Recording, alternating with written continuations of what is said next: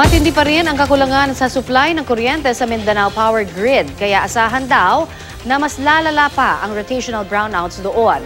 Ito'y kasunod ng pambobomba sa dalawang tore ng kuryente roon. Balitang hatid ni Bam Alegre.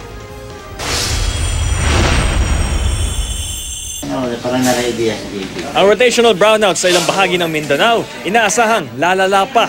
Nakataas na sa red alert status ang Mindanao Grid dahil sa kakulangan ng supply ng kuryente.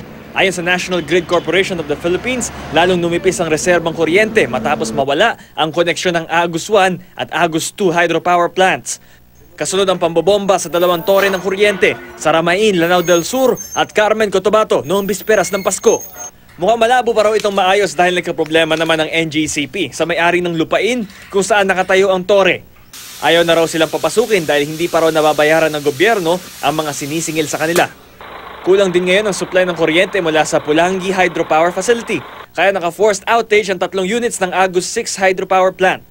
Dagdag pa ng NGCP, malaki ang epekto ng pagbagsak ng supply ng kuryente sa Mindanao, lalo't balik trabaho at eskwela na marami ngayong araw. Ibig sabihin, mas malaki na naman ang konsumo ng kuryente.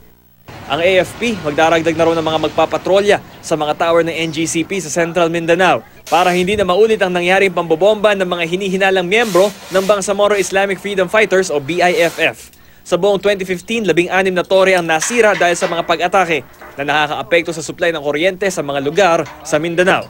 Hinihikayat din nila ang publiko na agad makipag-ugnayan sakaling makakita ng mga kahinahinalang tao sa paligid ng mga tore. Bam Alegre, GMA News.